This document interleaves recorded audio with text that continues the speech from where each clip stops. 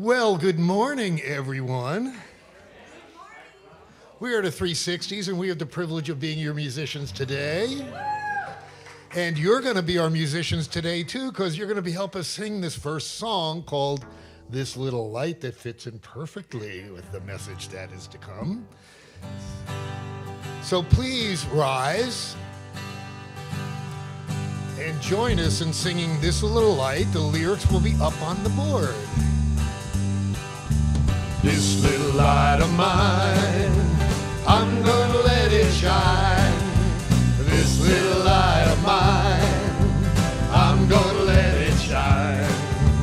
This little light of mine, I'm gonna let it shine. Let it shine, let it shine, let it shine. Keep it shining, everybody. Everywhere I go, I'm gonna let it shine. Everywhere I go, I'm gonna let it shine. Everywhere I go, I'm gonna let it shine. Let it shine, let it shine, let it shine. All around the world, I'm gonna let it shine. All around the world,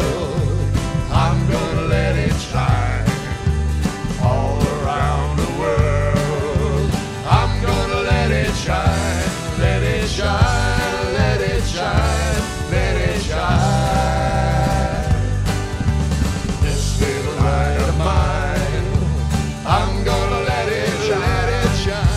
This little light of mine, I'm gonna let it shine.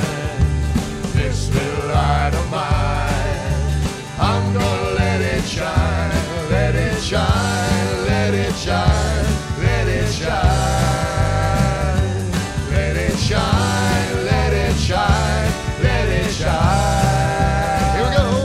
Let it shine, let it shine, let it shine.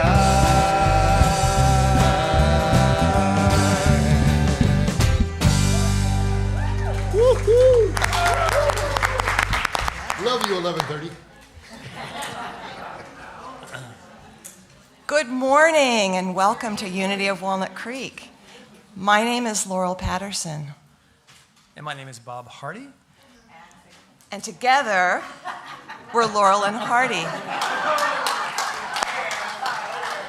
You know, last night I stayed up late watching old Laurel and Hardy movies.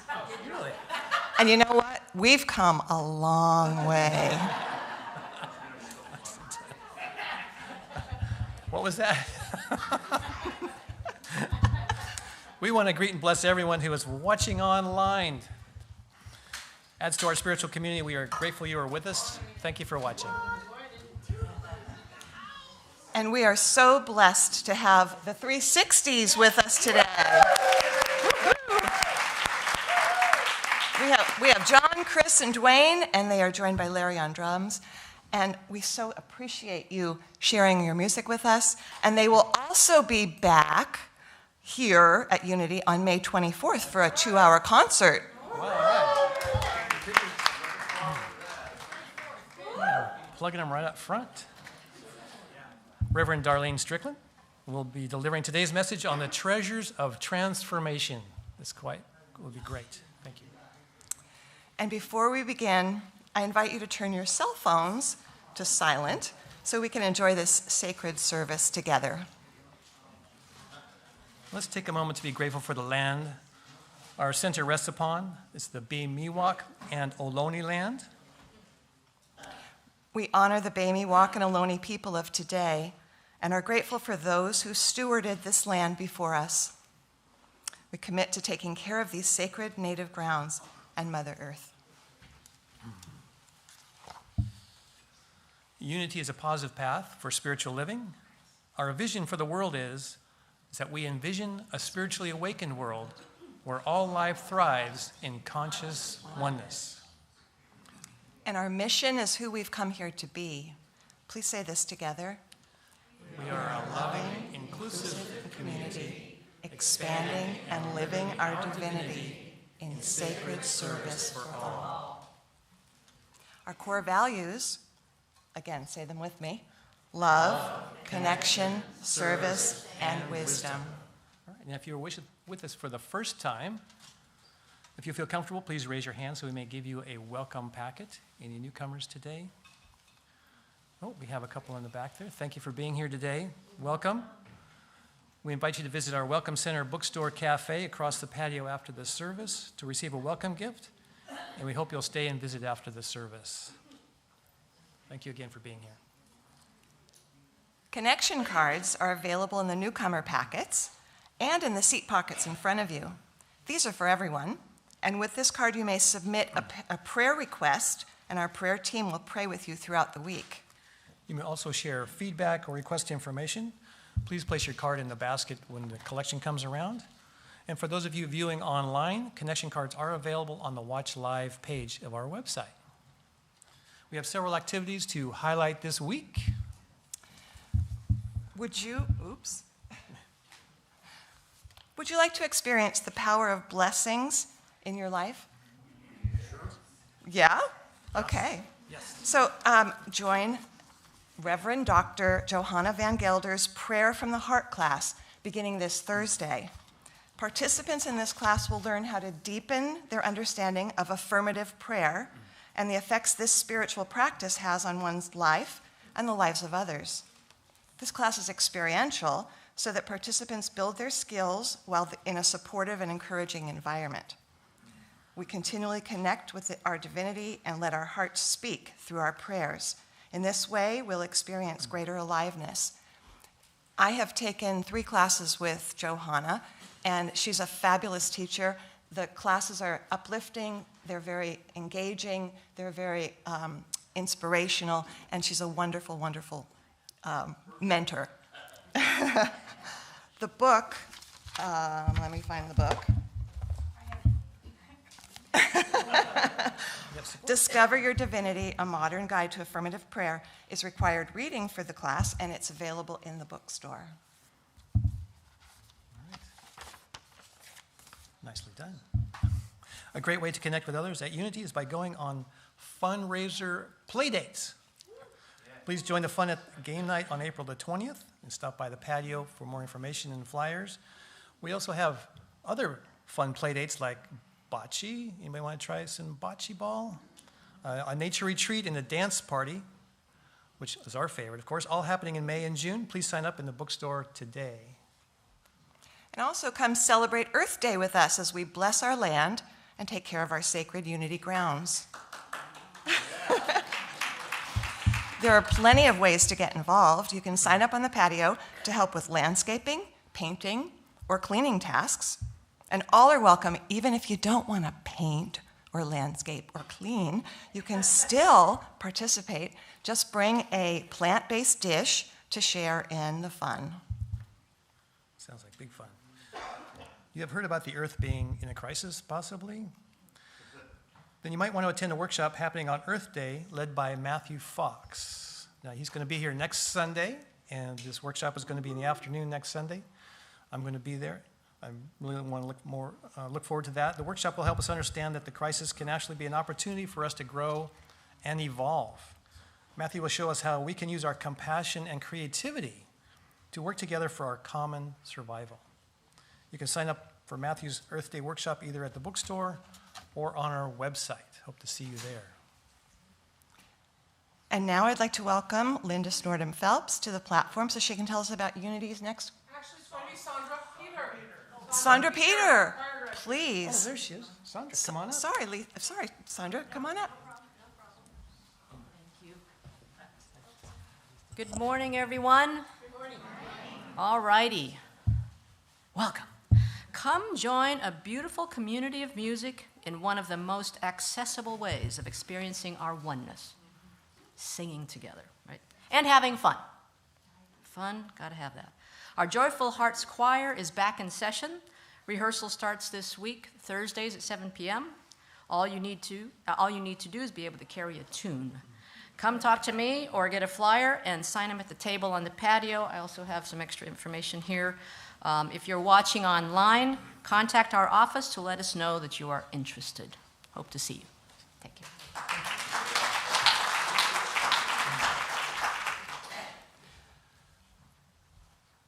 I just want to say it was a great experience working with Sandra during the choir for the Easter time, and it was a great experience. So I encourage you to join up and give it a go.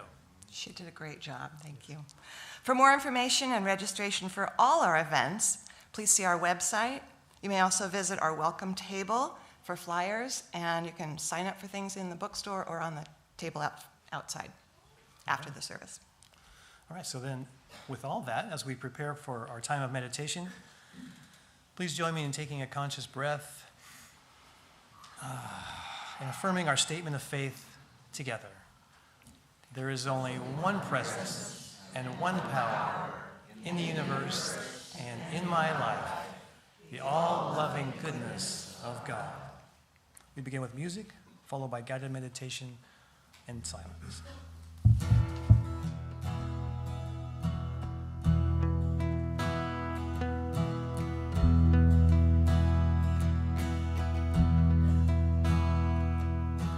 I can hear you calling me home. I can feel you drawing me home. Here now in this quiet space, bathed within your golden grace, everything's in perfect place. Oh,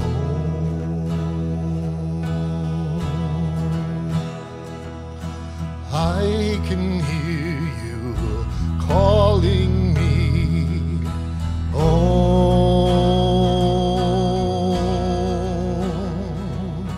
I can feel you drawing me home. Here now in this quiet space, bathed within your golden grace, everything's in perfect place.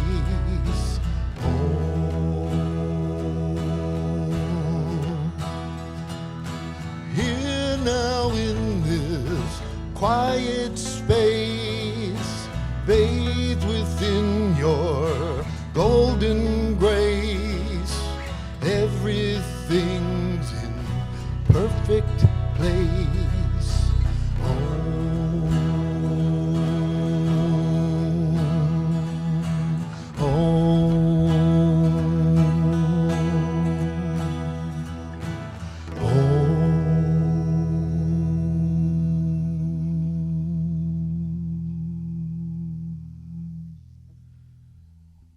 So as we settle in and be here in this present moment, let us take a few moments to relax. Feel our feet on the floor and being in the chair. Just breathe in.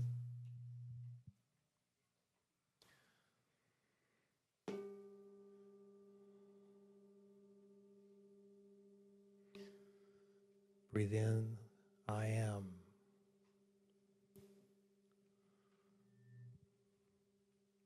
Breathe in, I am.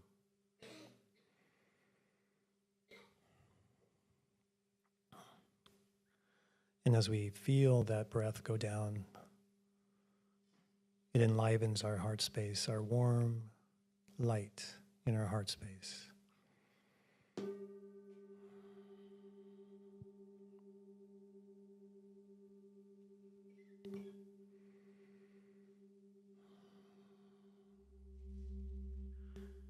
And when each breath in, it calms us even more.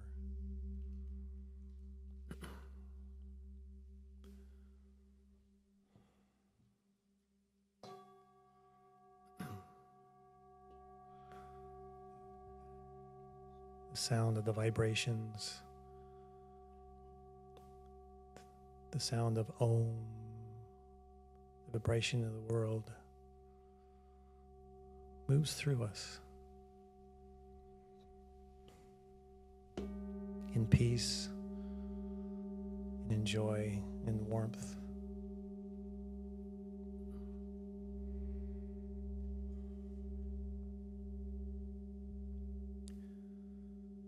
We give thanks for just taking a few moments to feel that, to feel the life that courses through us.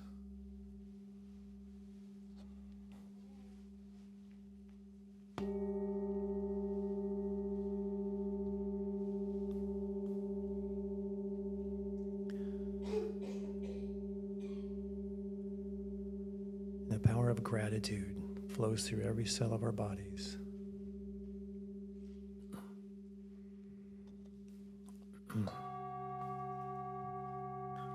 And as we take that in,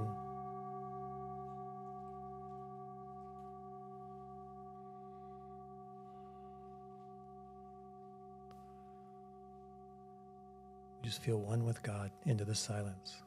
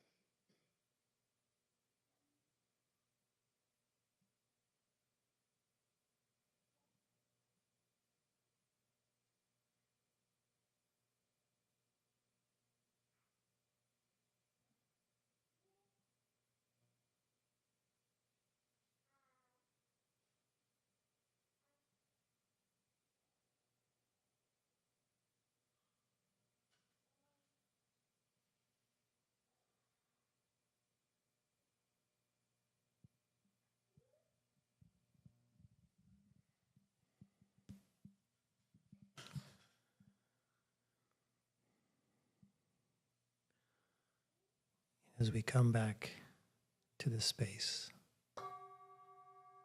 to this place, to this present time,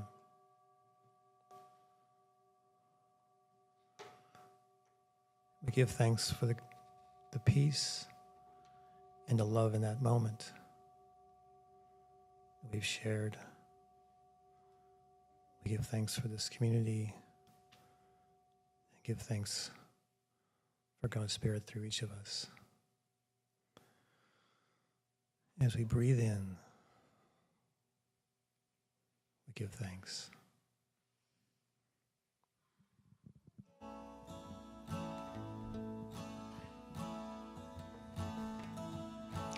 Here now in this quiet space, bathed within your golden grace, everything's in perfect place. Home,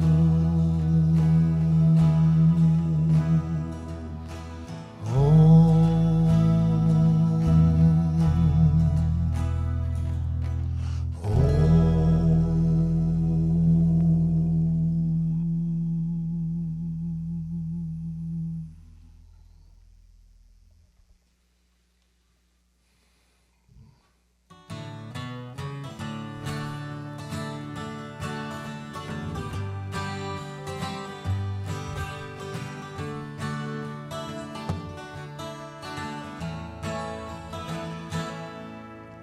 You who are on the road must have a code that you can live by, and so become yourself, because the past is just a goodbye.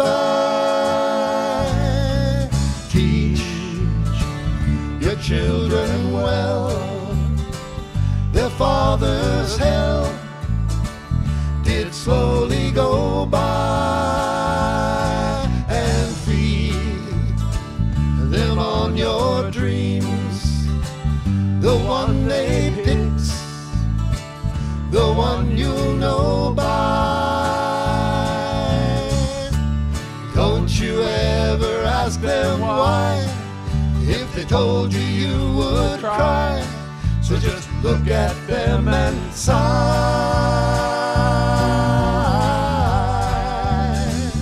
and know they love you.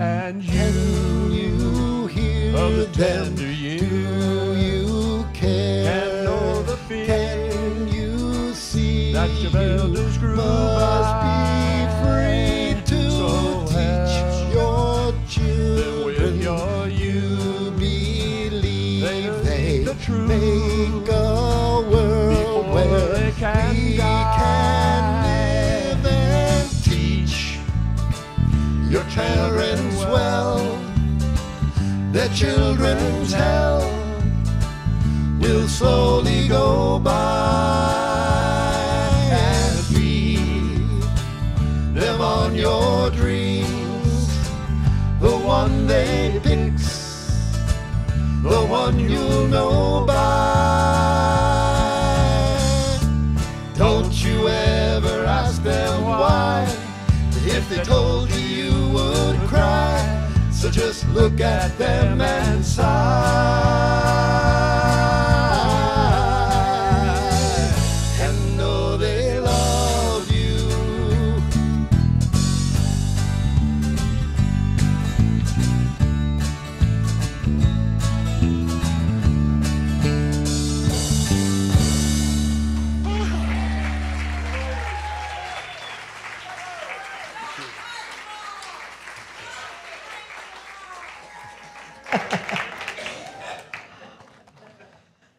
Wow, I feel like I've been at a Crosby, Stills, and Nash concert. That was absolutely, show them your love again. That was really wonderful.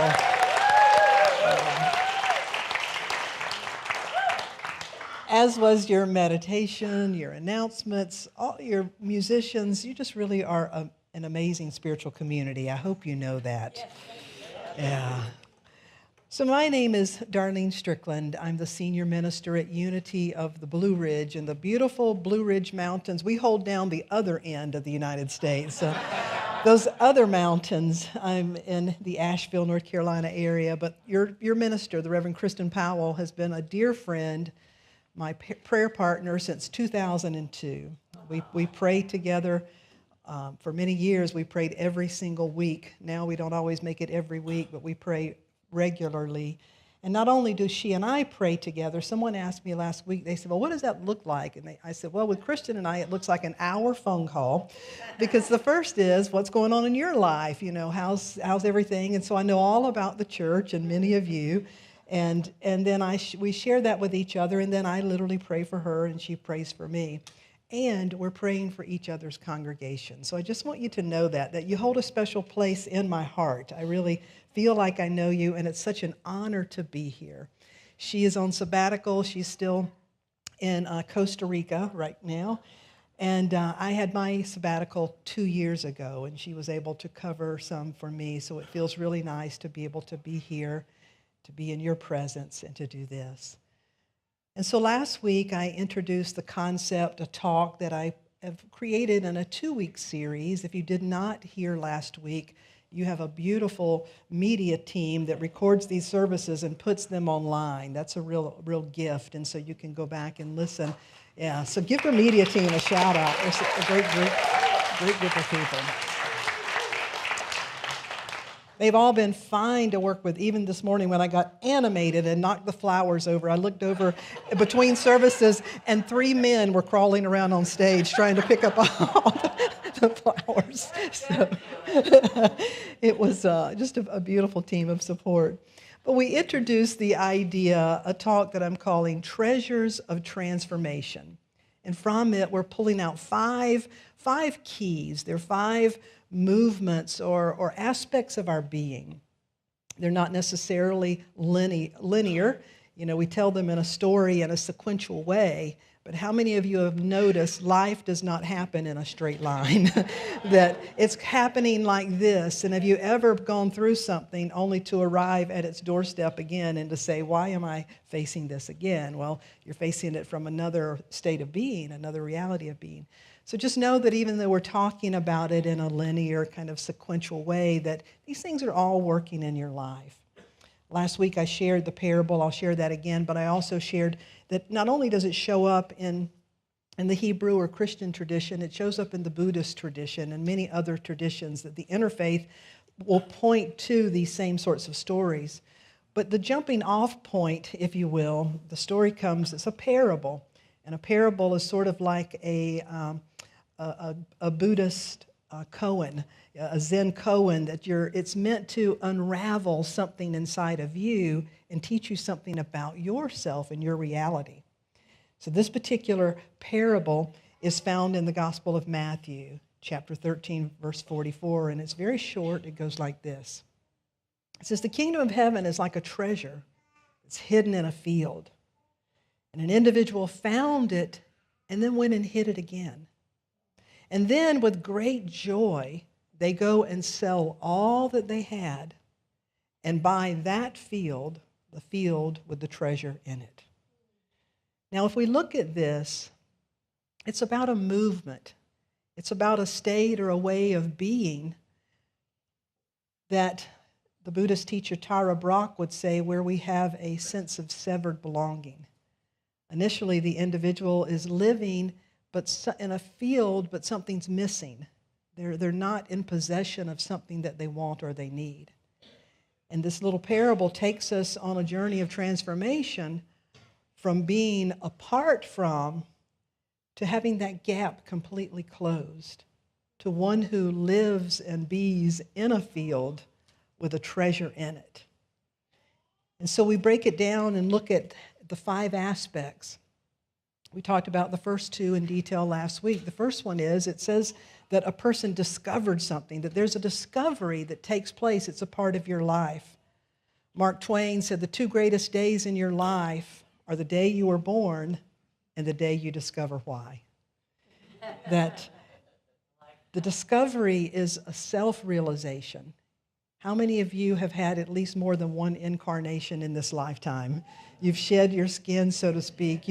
You would not be here today if you had not discovered that, as many people say, you're a spiritual being having a human experience. You know that, yes, we are all individual lampshades, but we also are the light. And so the first step, that discovery, and this parable says they discovered it, but they hid it again. Have you ever discovered it and then it's like, oh, but I can't deal with that. Oh, I'm not ready. Oh, that can't be for me. And so it's an ongoing process. It's this discovery. The universe is always asking us, who do you know yourself to be? How are you showing up? What's your identity and your foundation? What's it grounded in and rooted in? Is it rooted in sufficiency, the field of kingdom of heaven, of God, of all that is, or am I somehow disconnected? So the first thing that's happening is that discovery, which we talked about last week. The second thing, the story says, well, then the person went and sold all that they had. What that symbolizes metaphysically is letting go and getting rid. Letting go, releasing. Ricky Byers says it best. I release and I let go. I let the Spirit run my life. It's about letting go of how we have bought into a case of mistaken identity, of limited ideas of who we are and what's possible for us. And again, it's an ongoing process of letting go. We talked about those two things last week, and I used the story of Myrtle Fillmore.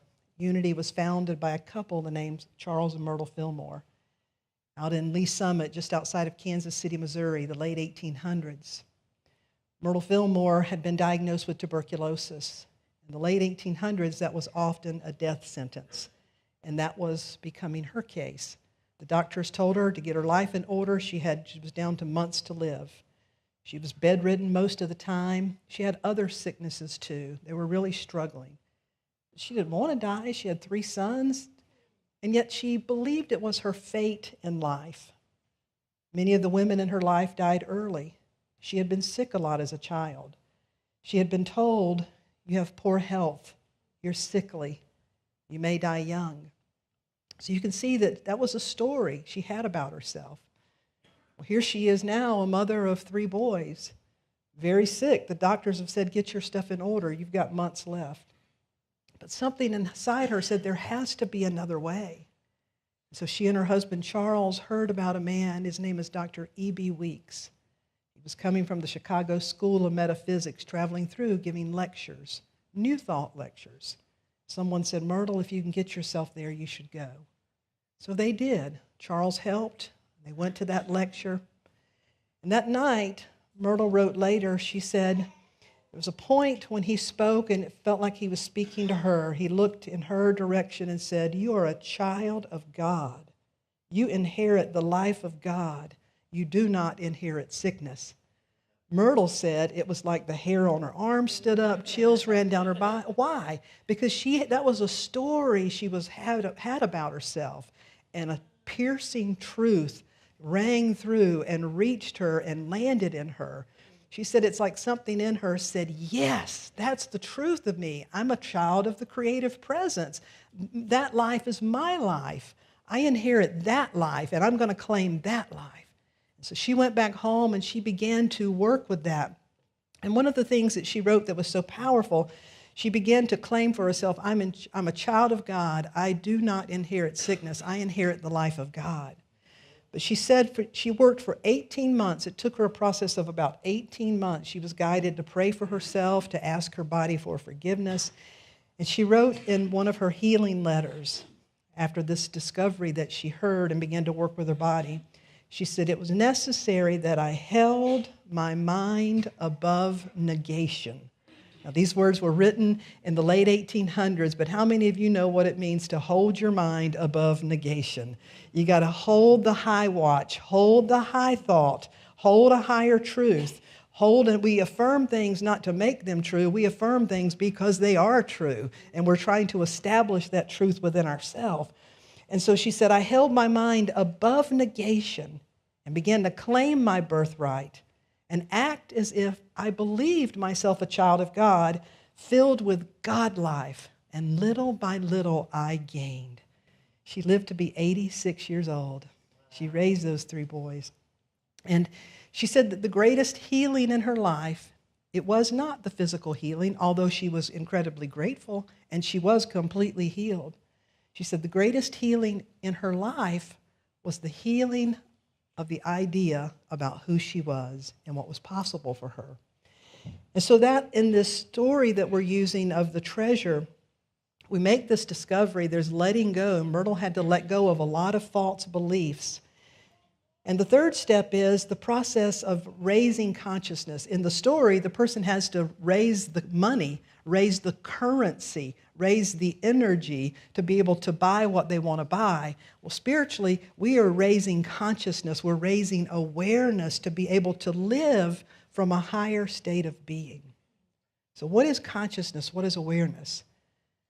That's a good question. I'm glad you asked.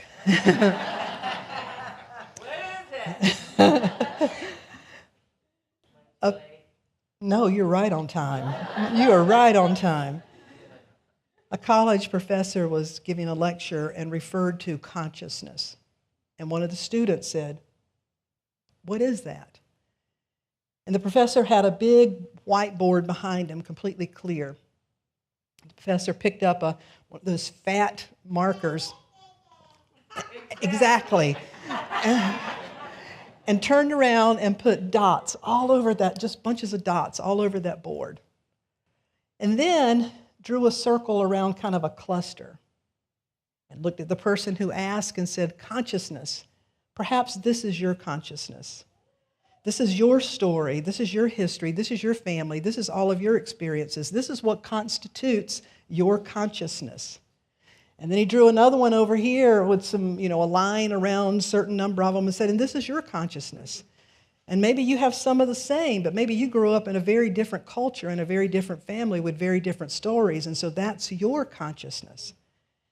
And he said, and so something happens in your life. Maybe the two of you meet and you begin to learn. And so he drew a bigger circle that our stories are changing, our experiences, our awareness, things that you ever moved somewhere and didn't even know something existed until you went. I remember working in the Midwest and they said, somebody asked me, where's the bubbler? I'm like, what in the world is a bubbler? See, y'all don't know either. It was a water fountain. I'm like, why don't you call it? Okay, a water fountain, I know. So you experience things. That's probably not the best example I could have come up with, but you get what I'm saying. Life will always throw things. It's not even on your radar. I didn't know what it was to have a diagnosis. I didn't know what it was to have a loss. I didn't know what it was to have such opportunity. You can see how your consciousness is always changing. But the most powerful thing that professor said is what I want you to understand is that's your experience of consciousness, and that's your experience of consciousness, and that's yours, and it's always changing. But what pure awareness, pure consciousness is, think of it as that whole space that holds it all. And that when we're talking about raising our consciousness, raising our awareness, it's to begin to always remember that, yes, I have my history. I have my things that have happened. I have my experiences. I have my perceptions, my ways of seeing things. I realize other people have different ones. Sometimes we have similar ones. And I have the capacity, my consciousness is informed by the divine mind, pure consciousness. I can raise my mind, raise my consciousness, raise my thoughts when I continually open what some people call the superconscious, the infinite mind, whatever you call it. But my mind can be attuned. That's why prayer and meditation are so important. That's why having prayer chaplains and being able to pray with them, not just when we need help, but I want to pray a prayer of gratitude, of thanksgiving. These things help condition our consciousness. So that's what's so powerful about realizing the process of raising our consciousness, and it is a process. It's something we continually work with. How many of you like opera music? A bunch. How many of you recognize the name Enrico Caruso? Wow, a lot of you. So he's an Italian opera singer from the late 1800s, early 1900s. To this day, he's considered one of the greatest tenors in the history of opera. What most people don't know is when Enrique started to sing, he was terrified. Even as a child, his voice was special. I think it was Josh Groban, when he began to sing publicly, Josh would say it was like an instrument. His voice sang through him. Well, Enrico said that many years prior to that.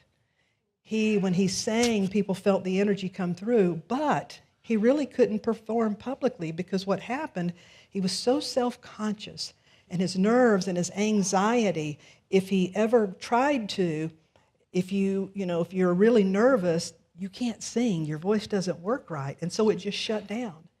And he was really struggling because he knew he wanted to be able to sing, but he could not because of this fear and this anxiety. And someone in passing said, well, have you ever heard the scripture, greater is he that is within you than he that is in the world, meaning greater is the spirit and the power and the potential that is within you than the you that's just standing here in this world. And he began to think about that. He began to pray about it. And he finally said, I'm going to do this. I can do this. So they said the night when he was standing backstage before the curtains opened, they saw him walking backstage, and he was saying, little me, move over. Big me, take over. Little me, move over. Big me, take over. Little me, say it with me, move over. Big me, take over. They said for most of his life, that became his practice backstage. He grew in confidence. Not only did he grow in confidence, he literally began to enjoy being on stage because he said it was a place for him to become an instrument. Do you see what was happening? He was saying, I need to get out of my way so that I may become the way. The original followers of Jesus were called followers of the way because they were the way that peace would show up. They were the way that love would show up. They were the way that God would show up. And so I often borrow that from him and say, little me, say it with me, move over. Big me, take over. It's a powerful affirmation. Anyone in a 12-step program or familiar with that kind of program, you understand, you have to let go. You realize, we acknowledge there's a part of us that can be struggling, that can be caught up, or even on the struggle bus, can be caught up with with anything. And there's a part of us that heals and reveals. That's what this steps 3 and 4, the process of raising our consciousness. And as we're raising our consciousness, as Myrtle did, as Enrico did, what we're actually moving into is ownership. Step number 4 is the person buys the land with the treasure in it. They become owner. To own is to activate the I am that I am. In Unity, we call it Christ consciousness. In Buddhism, it's called the Buddha nature. In Hinduism, it's called the Atman. It's called by many names, and don't let the name trip you up. It's the Holy Spirit, higher power. It's that divine, perfect expression in human form that is informing you and growing you into the fullness of your potential. And so we discover it. We let go. We seek to raise our consciousness. One of the greatest ways to do that is through prayer and meditation. Ask. The scriptures say, ask and ye shall receive. Seek and ye shall find. Knock and the door shall be open. Ask, seek, knock. A-S-K. Ask. So often we don't ask, and so it's about asking. We say things like, guide me. I am being guided. Guide me to a deeper understanding of my true nature and my spiritual potential. Guide me. Use me. I'm being guided. Those things will begin to open your higher potential, your higher self. So the I am essence refers to the establishment of your divine identity, your embodiment of the wholeness of spirit right here on earth. And having that be the foundation of your existence. See, that's where you're founded. You're now standing in another state of being. You have a new address, so to speak, because you know your true name is Child of the Universe, Holy One, Spirit expressing. When we affirm I am, we're acknowledging our radiant interconnection to the one source. We claim the power and the presence that flows through that. I am enables us to break free of the limits, to move, and I shouldn't say move beyond fear. I don't know about you, but quite often I have to walk with my fear. I walk in the presence of my doubt. Martin Luther King Jr. said, you don't have to see the whole stairway, just take one step. That a lot of times people wait for their fear to fully dissipate or all doubt to move. In my experience, it doesn't work that way. You have to walk with it. You just walk, you just keep walking, keep walking, keep walking, and what you'll find is you're going to get some distance there. Careful of the last step. I think the last step is called, I'll see you on the other side. We just keep walking and walking and walking.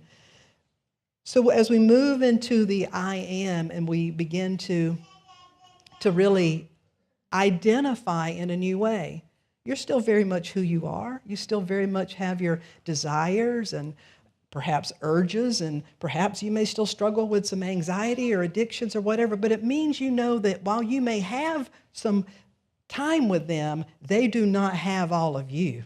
While you may have been through this or you may be facing that, it does not constitute you, because you now are rooted in something that is greater than any of those things, and you keep moving in the presence of that.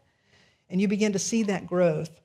How many of you recognize the Unity minister? She's now crossed over, the late Reverend Mary Omwake. Any of you recognize her name? She served on Maui. She was the minister that preceded me at Unity of Maui.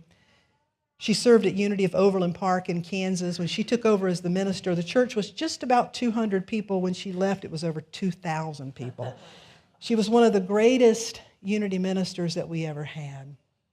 Now, Mary, before she found Unity, would have been called Hell on Wheels, that had been there and back, and she was also a force to contend with. Anybody would tell you that. I mean, she was big presence, big in the room, tended to think she was right, and all those sorts of things. And then, as happened in so many people's lives, you hit a wall, you hit a bottom. Life changes in such a way, you are down for the count for a bit. How many of you know what I'm talking about? Yes. Yeah. And when that happened to her, she discovered a place like this. And she began to dig into these ideas to discover who she was and that she could change, that there was a higher power that could help her change, that could help her use that big personality to become a presence for good rather than a force people were afraid of. And so she really worked on herself, and when she stepped into ministry, she was one of the most authentic, inspiring, and that's why people just flooded, because she was a changed woman, and people changed in her presence. So fast forward, she had been in ministry for many years. I was living on Maui. I just took over the Maui ministry, Unity of Maui, and she was stepping down. But she stayed on the island, so I got to hang out with her and spend time with her. And she told me this story one day. She said, Darlene, there was one time, it was Christmas Eve, and I was at my church in Overland Park, Kansas, and in case you didn't know it, Christmas is really busy time for ministries, for churches, ministers, as it were, really busy. And so it's Christmas Eve, and she is tired, and she hasn't finished her Christmas shopping. She needs to get some groceries. She's zipping around town trying to hurry and get all of her stuff, and all of a sudden she sees the blue light special, and we are not talking Kmart. The blue police cars light pulling up behind her. She's like, oh. And she said, I was so tired, I was so run down. He comes over and I roll down the window and he said, ma'am, do you know you just ran a red light? She said, no, sir, I did not. It was yellow, but I did not run a red light. And he said, ma'am, you just ran a red light. Now, she said, I was really worn down, and so what I heard coming up is, what are you, a Scrooge or something? It's Christmas Eve. Who does that? I noticed it, and I just took a deep breath. I said, officer, I really thought it was yellow. And he said, ma'am, it was red. Wait here. And so he goes and he gets his pad, and he comes back, and he starts writing out the ticket. And so she says, officer, are you ready for Christmas? And he said, just another day to me, ma'am. He wrote the ticket, handed it to her, and she said, well, let me just take this opportunity to thank you for serving our community. I do wish you a very Merry Christmas. And she took the ticket and left. And she said, with everything in me, Darlene, I did my best to wish him a very Merry Christmas. And just breathed through it, went home. She said, I kid you not, the next day, I'm having Christmas, I've got family and friends over, and all of a sudden, knock on the door. I go to the door, I open it up, and there stands that officer in uniform. I'm like, can I help you? He said, yes, ma'am. I reviewed the scene, and it looks like at the angle where I was and where you were, there is a possibility the light was yellow. Would you mind giving me that ticket back? She's like, hold on. She made a beeline to go get that ticket. Came back, invited him in. He said, no, I'm working, but she said, well, officer, I'm just so, it really means a lot. I want to thank you. And she thanked him, and he left. And she said she closed the door and literally started doing a happy dance. She's like, this is the best Christmas gift ever. Can you believe that? But then she stopped, and she felt this warmth rise up in her. And she said all of a sudden a knot in her throat and then a tear. And she felt that small voice rise up and say, Mary, the great miracle here is that you're a new creature in Christ. Because you and I both know if that happened 20 years ago, you'd be sitting in jail today. It's the truth. And the story meant so much to me when she shared that with me, because Mary was a changed woman. And she knew that as long, like I say, as long as we've got skin on, you're still evolving more. You're still you're still manifesting more. There's still more that is being revealed and expressed through you. That we're living into the I am that I am. And so there's the discovery.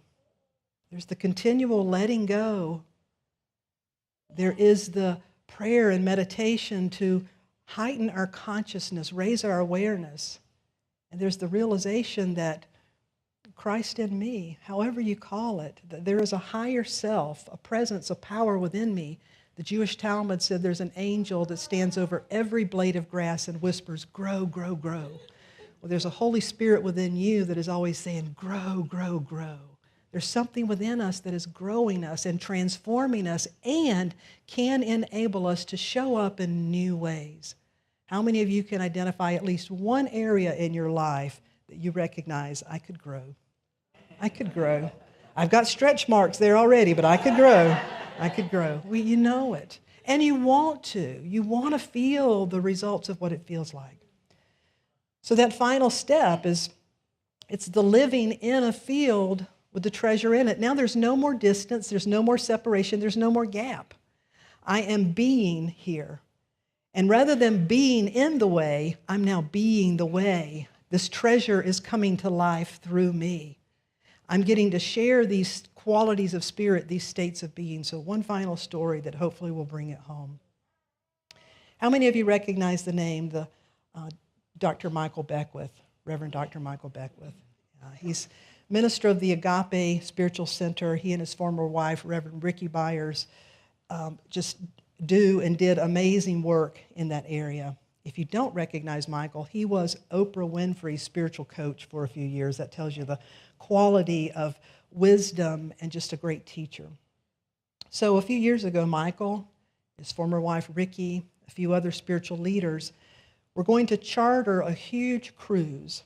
And they created this spiritual cruise experience where you could go and be on a boat, enjoy some travel, and experience music and time with these spiritual teachers.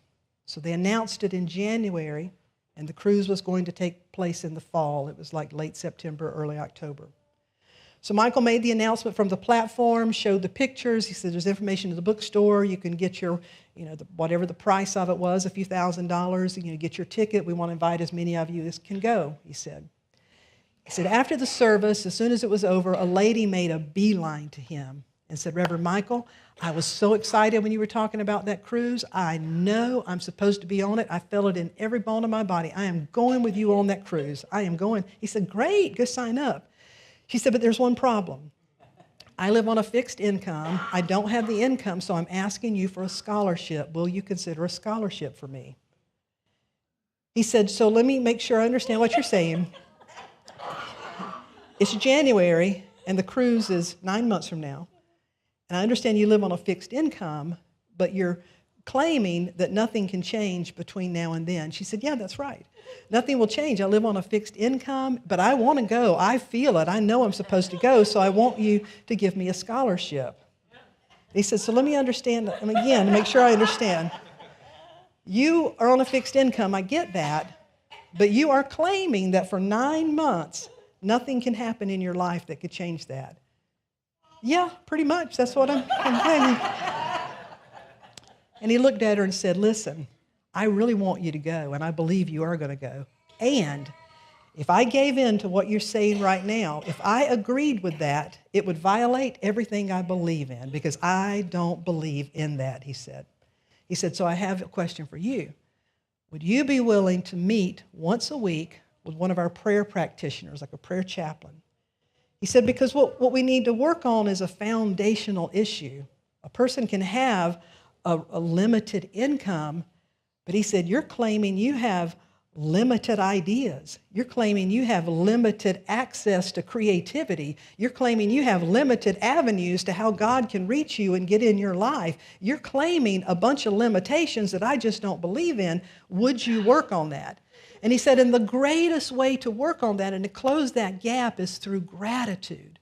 He said, for example, if you look over and you see somebody else who's got a great idea that is generating income for them, you say, thank you, God. There are ideas that flow through people that can generate income, and I'm open to the ideas that are wanting to flow through me. When you see goodness working in a person's life, when you see abundance, when you see love, when you see whatever it is you're desiring, you say, thank you, God, I see it right there. And if that quality can exist in their life, that quality can exist in my life, because that is a spiritual quality. And so you just celebrate it and give thanks everywhere you can. And whatever you do have, put it into motion. Start giving, put it into motion, and show the universe that life flows through you. Life does not happen to you, that you are an instrument of a higher state of being. So she got excited, started working with a practitioner. 1 week, 2 weeks, 4 weeks go by.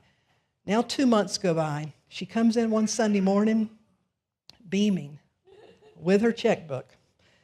Goes straight to the bookstore before church opens, and she writes a check, and she hands it over, and she says, I want 2 tickets, 2 with the best view. I want 2 of them. She had come up with enough ideas and generated enough things, enough synchronicities happened. She had enough money to buy 2 tickets in about the span of 2 months. So she bought 2 tickets. When she got the ticket, she then turned around and said, and I want to give you this one back. And the next person that comes in, I want to pay it forward. Don't tell them who did it. Just tell them that the Holy Spirit is alive and well. Isn't that powerful? Powerful. Yeah. Would you give me that song? Another Unity minister, the Reverend Jim Rosemurgy, great Unity author, wrote, or you may say channeled this. Close your eyes just a moment and listen, if you will. I am in you. I am the truth of your being. Bear witness to this truth. Bear witness to me. I am the light of the world, and let the light shine. I am, have always been, and shall always be. But let me come into your life, into your world, into your awareness. I seek expression in and through and as you. I am, but it is part of my plan that I be made manifest in you, through you, as you. I am the formless seeking form. I need a door through which to enter. You are here. You are right here, right now, created to be this door. Just open your eyes. Would you share this affirmation with us? The affirmation we take away from the series. Would you say this together with me? There is something within me that is actively reshaping my existence and realizing my potential. One more time.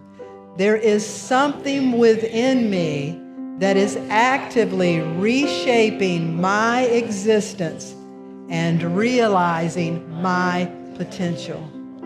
And now the song. I'm going to ask you to sing this song with me as we just anchor it at as a short song and a closing prayer. Gratitude before me, gratitude behind me. Sing it out. Gratitude to the left of me, gratitude to the right of me, gratitude above me, gratitude below me, gratitude within me, gratitude all around me. I'm so grateful. I'm so grateful. I'm so grateful. I'm so grateful.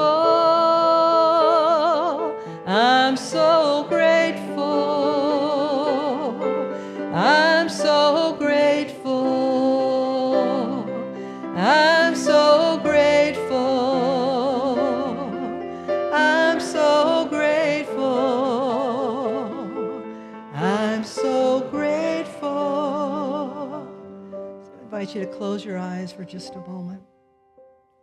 Holy Spirit, we express gratitude for all that is before us, behind us, within us, around us. And it is through gratitude that we recognize and say yes. And so we open our eyes, our heart, our being. May we recognize the qualities of Spirit, how heaven seeks to express on earth through us, as us. If it is to be, it is up to we, to us.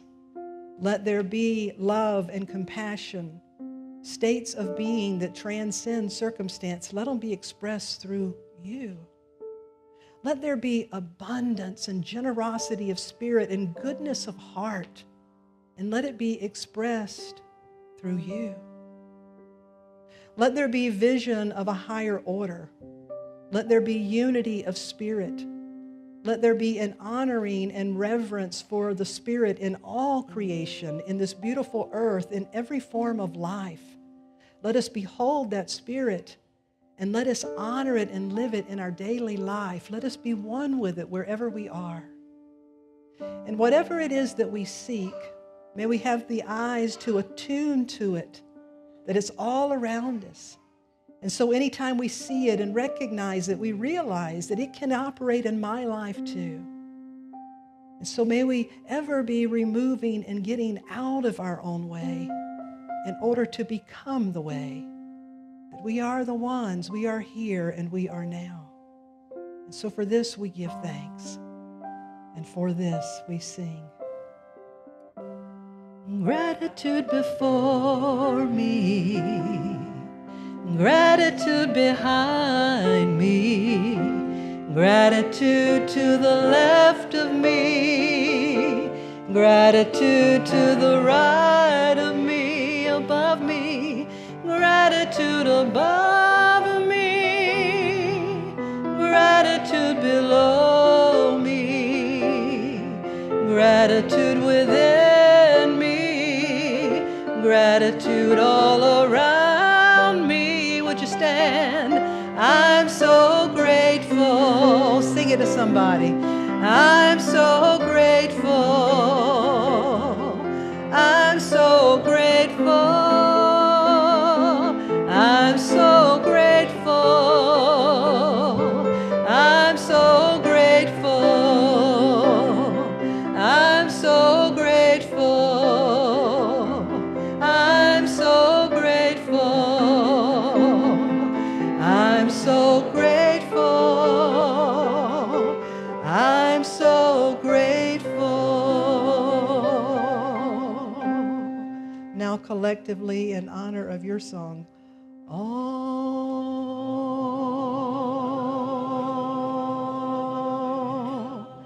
I'm so grateful.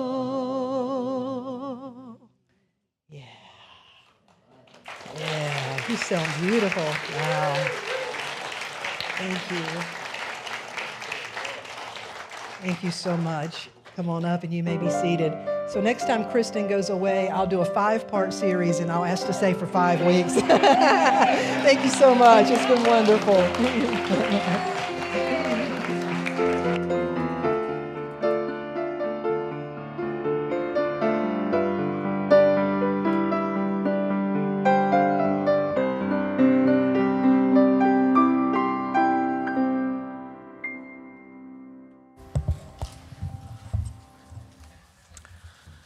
Wow. The Reverend will be preaching today. That was big. That was really big. I'm very inspired. I know we all are inspired. We all are very grateful. Thank you for coming out here from the Blue Mountains. Thank you.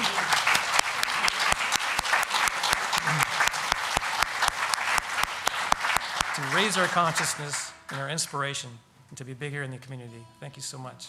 We are so grateful. Yes. Thank you. Our prayer chaplains are available after the service to provide personal prayer support. If you're a prayer chaplain serving today, please stand. Our prayer chaplains wear the lavender stoles. All right. And whether you have a joy or concern in your heart today, praying with our prayer chaplains is a powerful opportunity to have your intentions raised up in consciousness. And now, with gratitude, let's open our hearts to the practice of giving. Woohoo!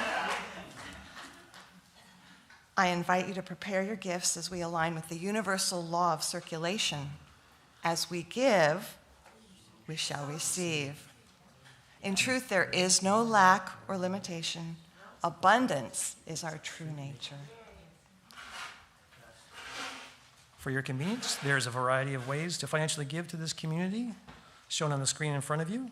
And for those watching online, there's a donate button, my favorite button, on the Watch Live page. You might want to avoid fees by setting automatic giving up with your bank. I invite you to take your tithe or love offering in your hand and repeat the affirmation with me. Together? Divine love, one with me, blesses and multiplies all that I am, all that I have, all that I give, and all that I receive. I am joy-filled and grateful.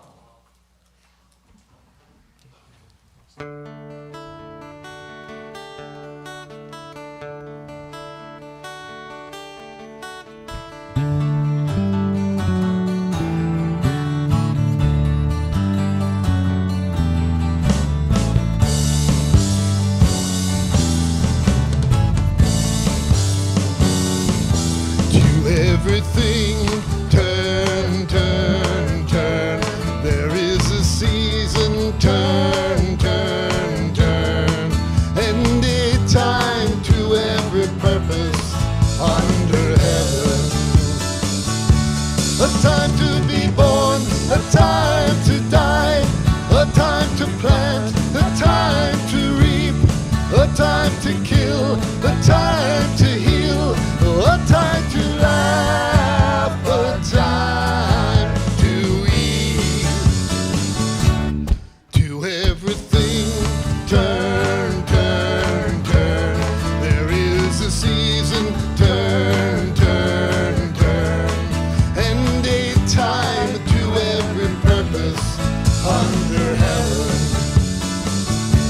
A time to build up, a time to break down, a time to dance, a time to mourn, a time to cast away stones, a time to gather stones together. To everything, turn, turn, turn. There is a season, turn, turn, turn. And a time to every purpose under heaven. A time of love, a time of hate, a time of war, a time of peace, a time that you may embrace, a time to refrain from embracing. To everything, turn, turn, turn. There is a season, turn, turn, turn. And a time to every purpose under heaven.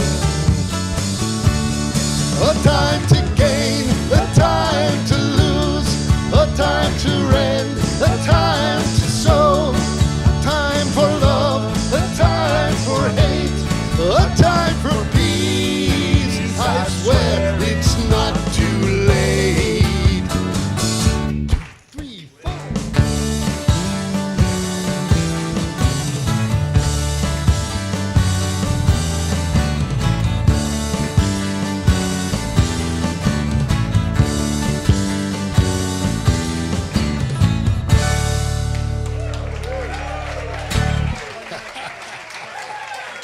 2, 3, 4. Thank you.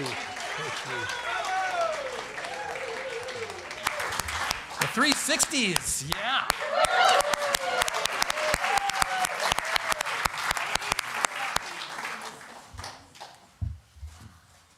So, let us bless this offering. We bless the giver and the gift, that it may go forward and multiply and increase the good in our lives and in the lives of those we touch. And we are so grateful. Oh, and we're going to say this together. Say this together. Together. We give thanks for the ever-increasing, constant flow of absolute good in our lives now. All right. Thank you so much.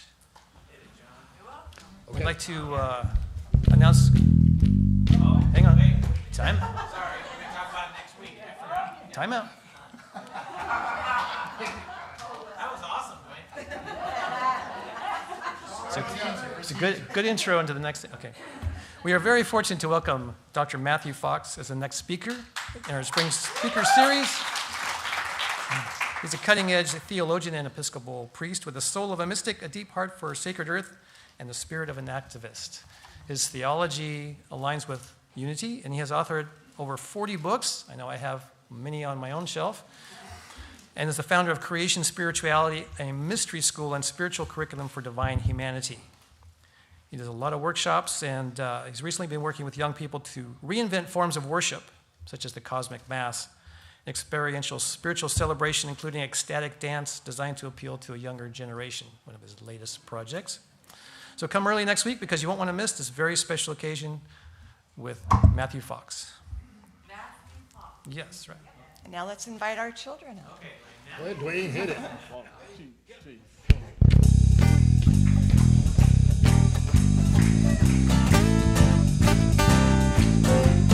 We are a circle of love. We are a circle of light. Come join the circle of love. Come join the circle of light. The light in you and the light in me are one. We are a circle of love. We are a circle of light. Come join the circle of love. Come join the circle of light. The light in you and the light in me are one. I say the light in you and the light in me are one. One more. I say the light in you and the light in me are one.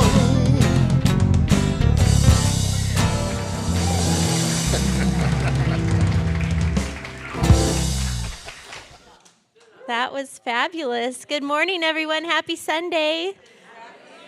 That was absolutely perfect and divine timing, because that's what we were talking about today with our youth. And they're really excited to tell you about what we talked about. So I'm going to hand over the microphone to, who wants to talk first? Tyler. Do you want to share what you have there? What is that we made today? I made a cube that will help me pray. To help me pray, yeah.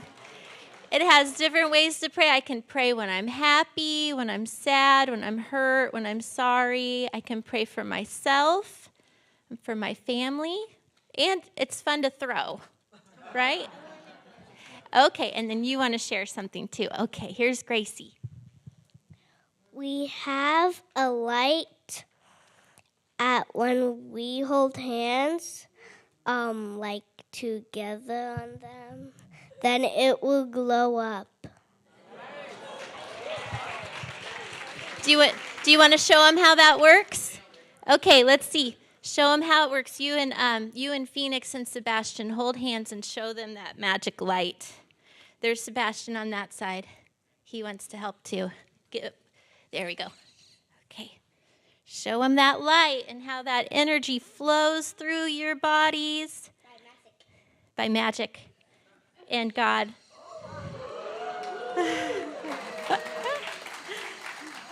So we made a big circle, and when the kids are all holding hands, the light and the sound goes off, but when that connection is lost, it stops making the light, and that was really cool. So, okay. And then we have our Uniteens that want to share also. Let me hand it over to them.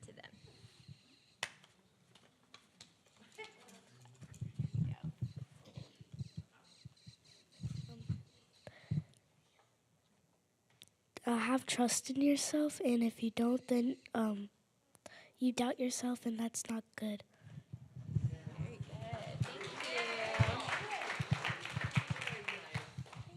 Yeah, today we talked about Jesus walking on the water, and metaphysically what that represents for us. Being on the water is venturing out, and being in the boat is what we deem to be safe. And sometimes you have to, and actually I will quote one of our regional officers, sometimes you have to step out onto the water and leave behind the false sense of safety in order to level up in your life. So, not my words.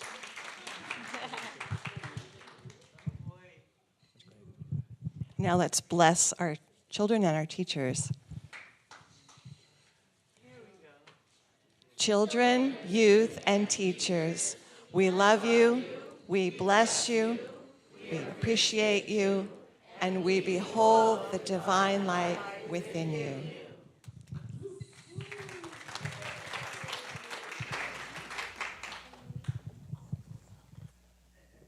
We have our closing song. Let's go, 360s.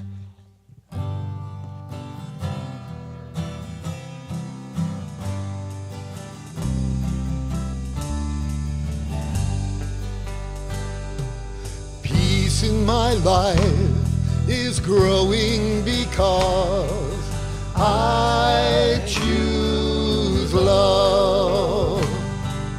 Love's always present, it's what I'm made of.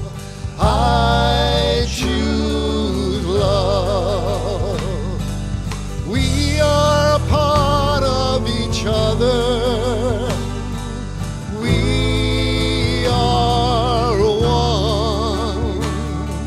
One tie that binds us that can't be undone. I choose love. Peace for our planet is growing because I choose love. Love's always present, it's what we're made of. I choose love. We are a part of each other. We are one. One choice unites us, let this be the one. I choose love. I choose love. I choose love.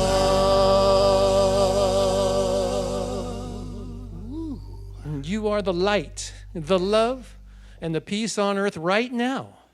Let your light shine and have fun and spread joy. Rock.